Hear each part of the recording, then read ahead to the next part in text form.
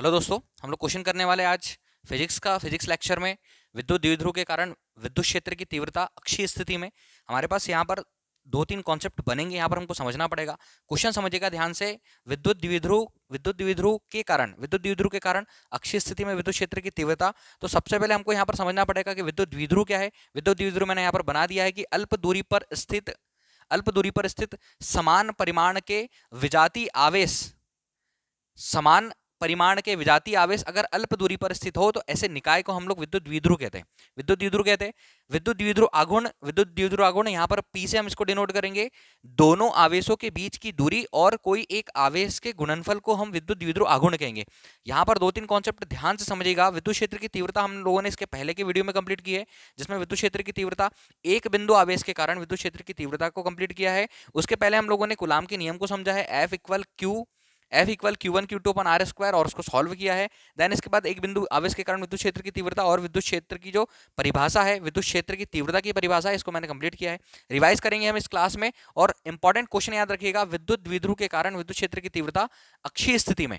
इसके लिए हमको विद्युत द्विध्रुव के कॉन्सेप्ट को समझना होगा। तो विद्युत द्विध्रुव का कॉन्सेप्ट जो है, इसमें ध्यान से देखिएगा आप लोग। विद्युत द्विध्रुव के कॉन्सेप्ट को परिभाषा समझिएगा। परिभाषा मैंने आपको समझा दी है, सबसे इंपॉर्टेंट इसकी परिभाषा है। क्वेश्चन नोट कीजिएगा और पूरे क्वेश्चन को हम यहाँ पर अच्छे से सॉल्व करेंगे। तो विद्युत द्विध्रुव क्या होगा? अल्प दूरी पर स्थित दो समान परिमाण के विजातीय आवेशों के निकाय को हम विद्युत द्विध्रुव बोलते हैं। यहां पर मैंने बना दिया है।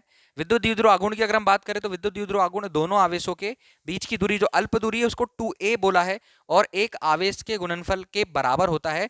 और विद्युत द्विध्रुव आघूर्ण को हम P से डिनोट करते हैं।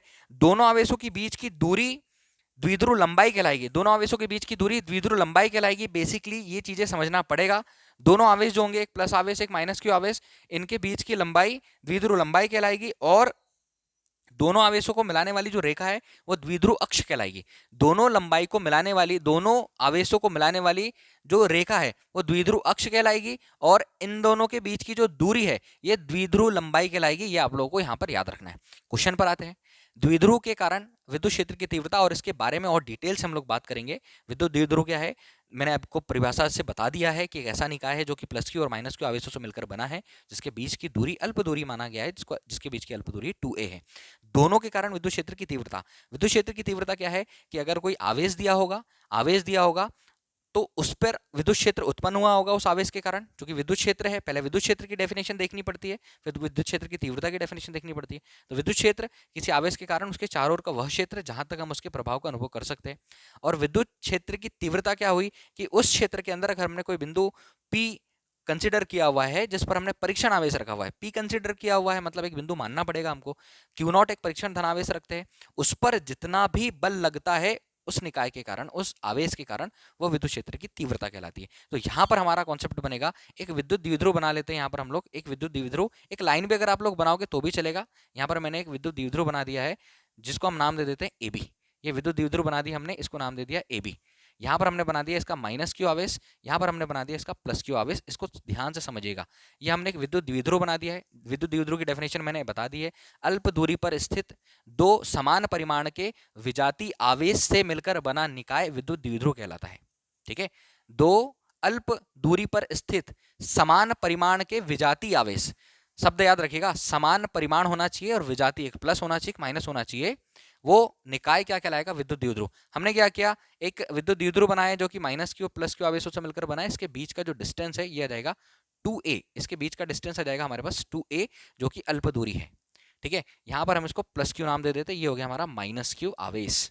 अब करना क्या है, इसके मिड पॉइंट से, ये मिड पॉइंट बनाया है हमने, इसका मिड पॉइंट बनाया है यहाँ पर।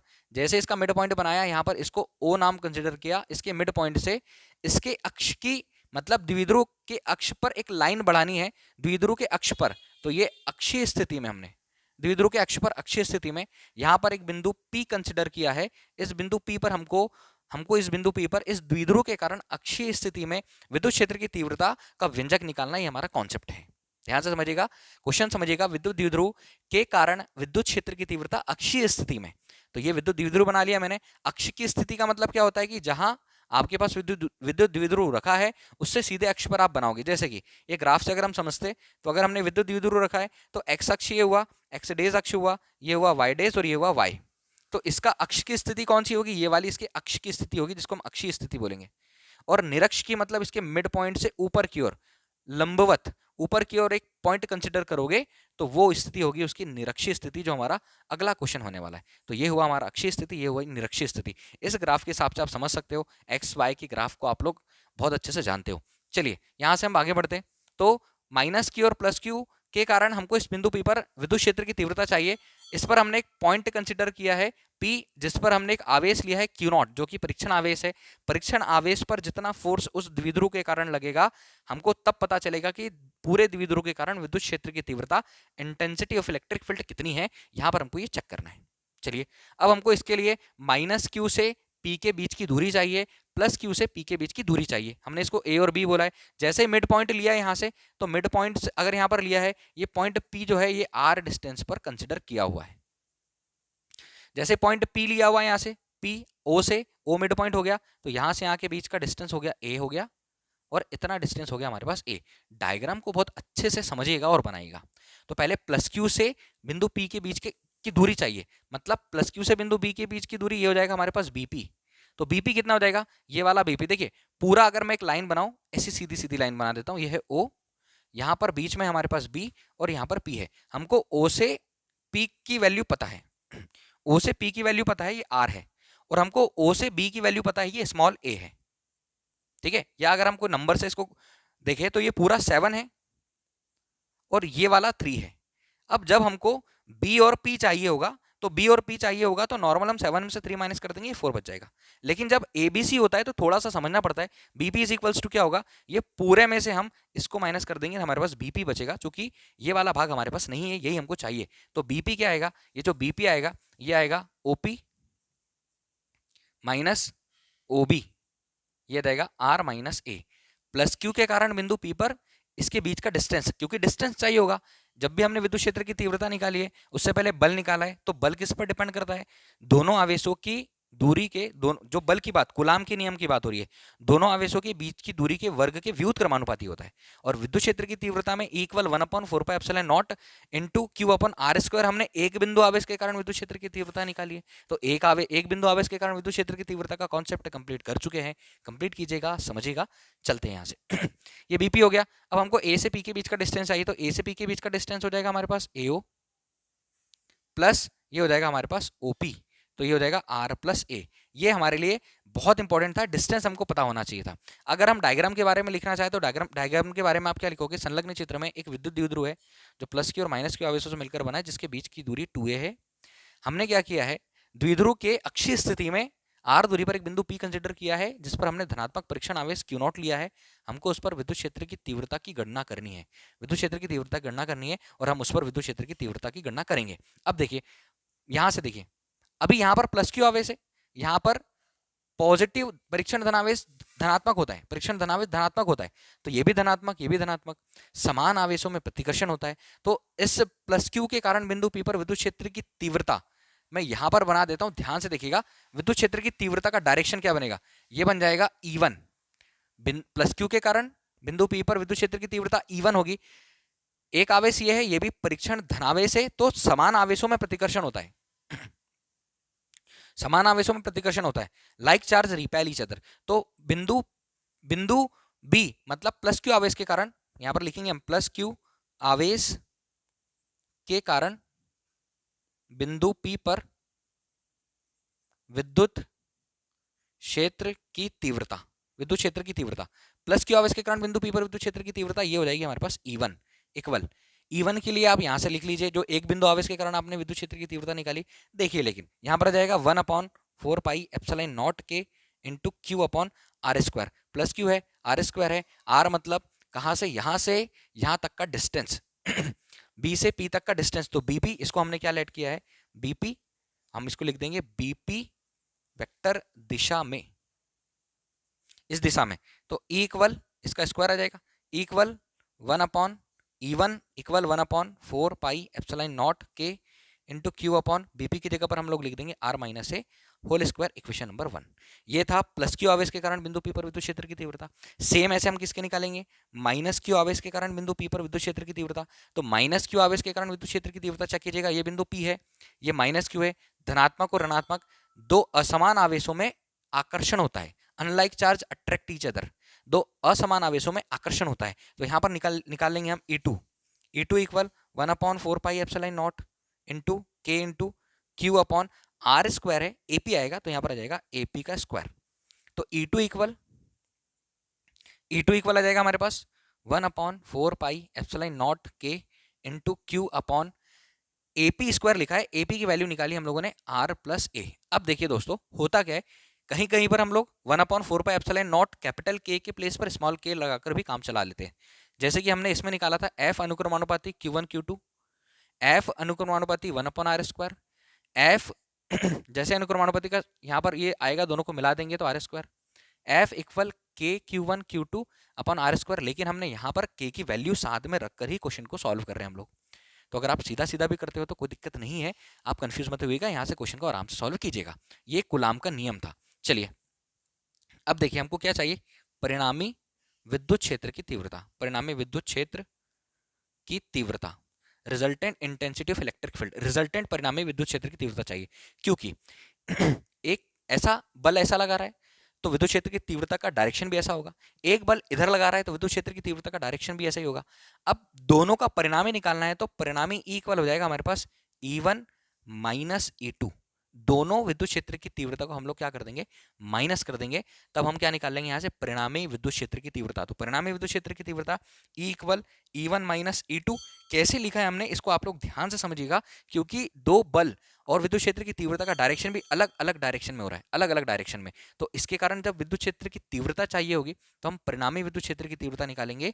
अगर दोनों दिशाएं विपरीत होती है, दोनों दिशाएं विपरीत होती है, दोनों दिशाएं विपरीत होती है, तो हम लोग क्या करेंगे, दोनों की विद्युत क्षेत्र की तीव्रता को माइनस कर देंगे, तब हमारे पास परिणामी विद्युत क्षेत्र की तीव्रता आएगी। तो E इक्वल E1 के प्लेस पर 1/4 पाई एप्सिलॉन नॉट के इंटू क्यू अपॉन, यहाँ पर हम लिखेंगे यहाँ से R minus a whole square minus 1/4 pi epsilon not के into Q upon R plus a whole square. इसको सॉल्व करना है तो E इक्वल हम लोग यहाँ से कॉमन ले लेते हैं, Q upon 4 pi epsilon not के, क्या रिमेनिंग बचेगा 1/r minus a whole square minus 1/r plus a whole square.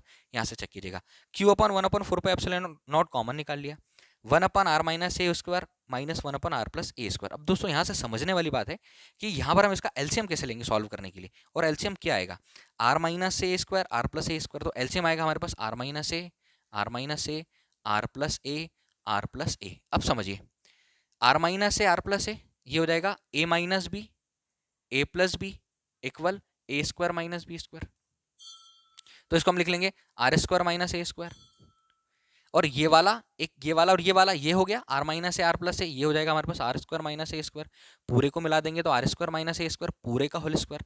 ये एलसीएम आएगा हमारा लघुत्तम समापवर्तक। जब हम इसको मैथमेटिकली सॉल्व करेंगे तो Q upon 4 pi epsilon not के एलसीएम आ गया आर स्क्वायर माइनस ए स्क्वायर होल स्क्वायर। अब सॉल्व करना है तो क्रॉस मल्टीप्लाई कर दीजिए, इसका इधर मल्टीप्लाई कर दीजिए, इसका इधर मल्टीप्लाई कर दीजिए, तो ये हो जाएगा हमारे पास r plus a whole square minus r minus a whole square. अब दोस्तों यहाँ से समझिएगा, यहाँ तक आपको ये कॉन्सेप्ट समझ में आया होगा तो बहुत अच्छी बात है। यहाँ से मैं आगे बढ़ रहा हूँ, थोड़ा सा डेरिवेशन और है, बहुत अच्छे से कंप्लीट कीजिएगा इसको। आई होप आपने ये लिख लिया होगा, इसको मैं मिटा देता हूँ। देखिए E इक्वल ये हो जाएगा हमारे पास Q upon 4 pi epsilon not के, Q upon 4 pi epsilon not के। सॉल्व कीजिए, आइडेंटिटी लगा दीजिए, a plus b whole square equal a square plus 2ab plus b square. यहाँ पर आइडेंटिटी आ जाएगी हमारे पास a minus b whole square equal a square minus 2ab plus b square. सर्व समीकरण या तो मल्टीप्लाई करके लिख लीजिए तो भी एक ही बात है। तो यहाँ पर आ जाएगा हमारे पास आर स्क्वायर प्लस 2ar, ठीक है, प्लस ए स्क्वायर, माइनस का साइन ब्रैकेट लगाना पड़ेगा, माइनस का साइन ब्रैकेट लगाना पड़ेगा, तो ये आ जाएगा हमारे पास r square minus 2ar plus r square plus a square bracket, ये ब्रैकेट क्लोज, और डेनोमिनेटर में आया हमारे पास आर स्क्वायर माइनस ए स्क्वायर होल स्क्वायर। आगे सॉल्व करेंगे, ब्रैकेट ओपन करेंगे तो E equal Q upon 4 pi epsilon not के, ब्रैकेट ओपन करेंगे r square plus 2ar plus a square, minus अंदर मल्टीप्लाई करना है, minus r square plus 2ar minus ए square upon में R square minus A square whole square.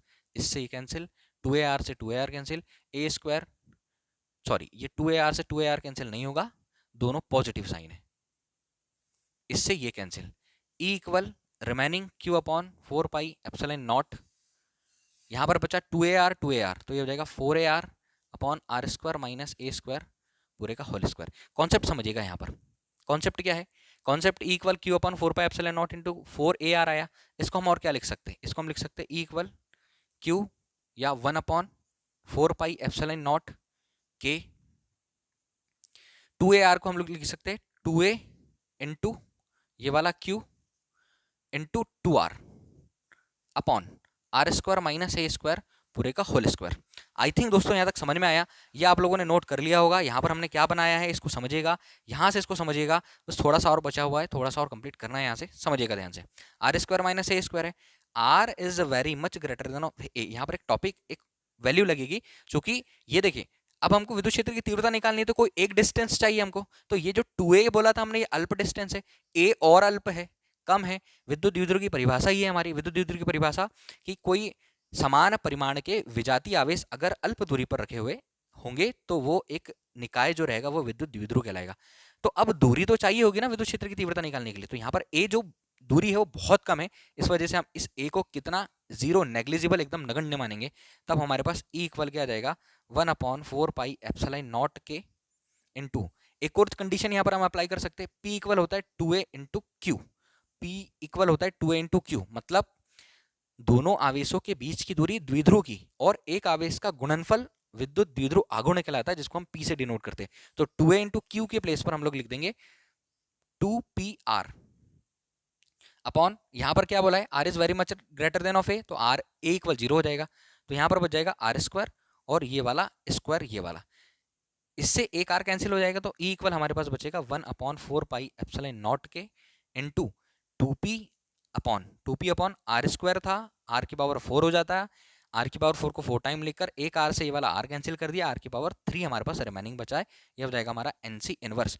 But एक और case है वायु या निर्वात में, यहाँ का मैं मिटा देता हूँ, इतना आप लोगों ने लिख लिया है, वायु या निर्वात में के का मान होता है 1, तो ई इक्वल आया हमारे पास 1 upon 4 pi epsilon not 2p upon R cube, इसकी यूनिट लिखना मत भूलिएगा, एनसी इनवर्स ये है विद्युत क्षेत्र की तीव्रता इस विद्युत द्विध्रुव के कारण, विद्युत क्षेत्र की तीव्रता जो है अक्षीय स्थिति में इसका व्यंजक है E equal 1 upon 4 pi epsilon not into 2p upon R cube. Question समझिएगा, विद्युत द्विध्रुव के कारण विद्युत क्षेत्र की तीव्रता अक्षीय स्थिति में निकालना है। अक्षीय स्थिति क्या होती है, जो विद्युत द्विध्रुव है उसकी सीधी उसके बढ़ाए गए अक्ष पर एक स्थिति बनेगी, जहां पर हमने एक पॉइंट P कंसिडर किया है, वहां पर हमने बिंदु P लेकर उस पर धनात्मक परीक्षण आवेश रखकर और इंटेंसिटी ऑफ इलेक्ट्रिक फील्ड विद्युत क्षेत्र की तीव्रता का व्यंजक ज्ञात किया है। तो दोस्तों आई होप आपको ये व्यंजक समझ में आया होगा, कोई डाउट होगा तो कमेंट करके जरूर बताइएगा, बहुत इंपॉर्टेंट डेरिवेशन है, इंपॉर्टेंट व्यंजक है, एग्जाम से रिलेटेड भी अगर हम देखें और वैसे भी एक एक सीक्वेंस से जब हम लोग साथ में चल रहे तो सारे डेरिवेशन हमारे लिए बहुत ज़्यादा इंपॉर्टेंट होंगे। तो दोस्तों इस क्लास में इतना ही, नेक्स्ट क्लास में फिर से मिलेंगे, कोई डाउट होगा तो कमेंट करके जरूर बताइएगा। फिजिक्स लेक्चर में नेक्स्ट क्लास में एक अगले लेक्चर पर, अगले वीडियो पर, अगले कॉन्सेप्ट पर हम एक बार फिर से बात करेंगे, तब तक के लिए थैंक यू सो मच।